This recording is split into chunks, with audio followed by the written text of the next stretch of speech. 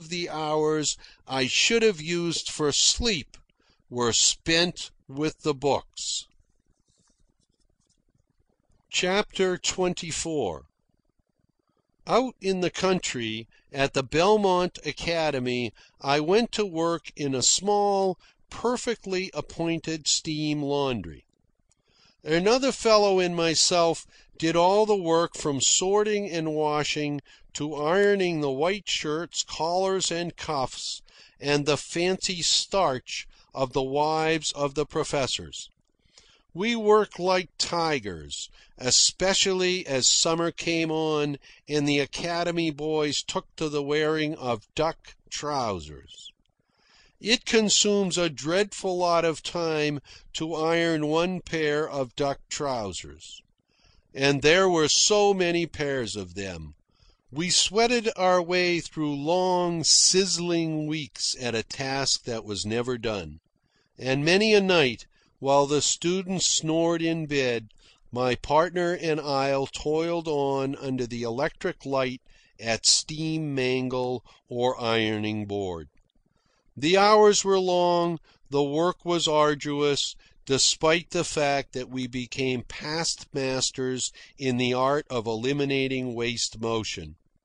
And I was receiving $30 a month and board, a slight increase over my coal shoveling and cannery days, at least to the extent of board, which cost my employer little, we ate in the kitchen, but which was to me the equivalent of $20 a month. My robuster strength of added years, my increased skill, and all I had learned from the books were responsible for this increase of $20.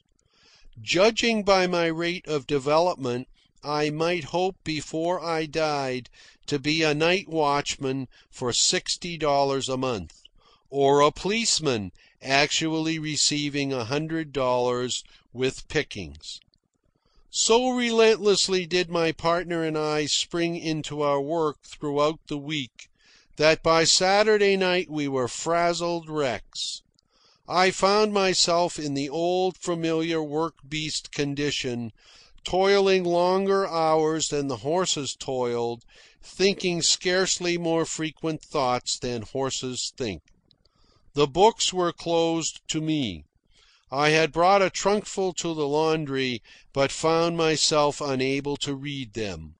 I fell asleep the moment I tried to read, and if I did manage to keep my eyes open for several pages, I could not remember the contents of these pages.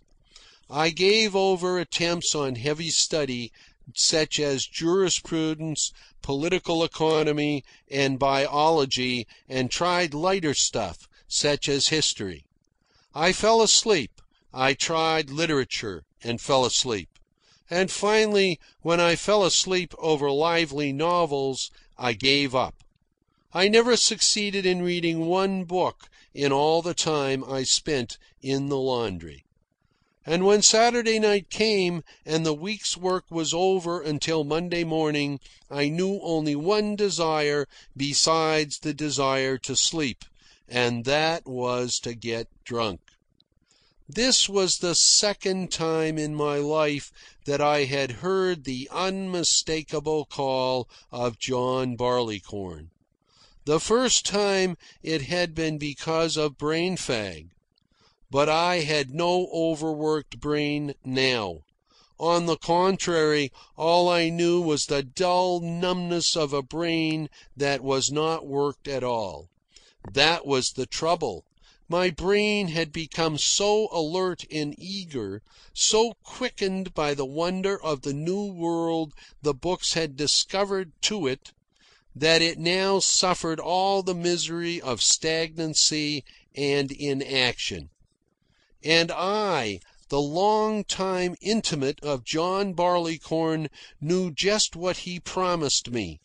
Maggots of fancy, dreams of power, forgetfulness, anything and everything save whirling washers, revolving mangles, humming centrifugal wringers, and fancy starch and interminable processions of duck trousers moving in steam under my flying iron.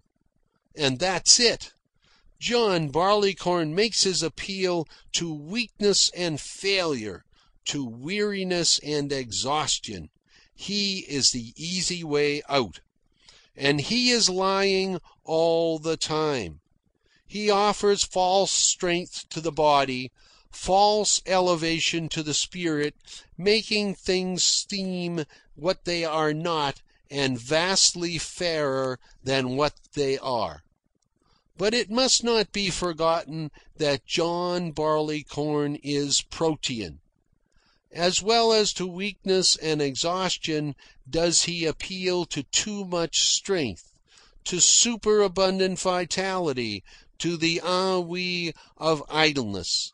He can tuck in his arm the arm of any man in any mood.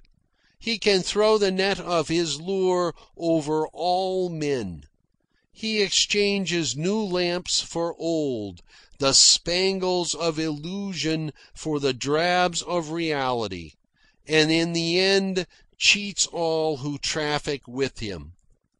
I didn't get drunk, however, for the simple reason that it was 1.5 miles to the nearest saloon. And this, in turn, was because the call to get drunk was not very loud in my ears. Had it been loud, I would have travelled 10 times the distance to win to the saloon.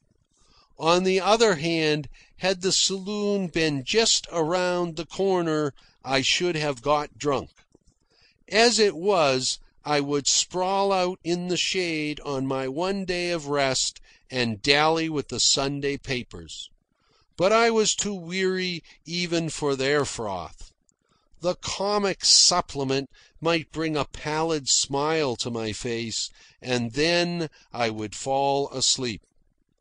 Although I did not yield to John Barleycorn while working in the laundry, a certain definite result was produced. I had heard the call, felt the gnaw of desire, yearned for the anodyne.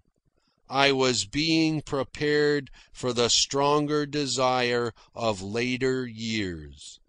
And the point is that this development of desire was entirely in my brain.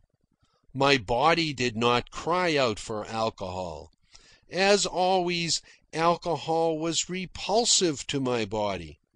When I was bodily weary from shoveling coal, the thought of taking a drink had never flickered into my consciousness. When I was brain wearied after taking the entrance examinations to the university, I promptly got drunk. At the laundry, I was suffering physical exhaustion again, and physical exhaustion that was not nearly so profound as that of the coal shoveling. But there was a difference. When I went coal shoveling, my mind had not yet awakened. Between that time and the laundry, my mind had found the kingdom of the mind. While shoveling coal, my mind was somnolent.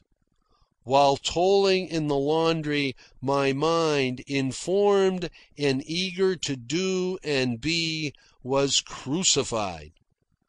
And whether I yielded to drink, as at Benicia, or whether I refrained, as at the laundry, in my brain the seeds of desire for alcohol were germinating. Chapter 25. After the laundry, my sister and her husband grub-staked me into the Klondike.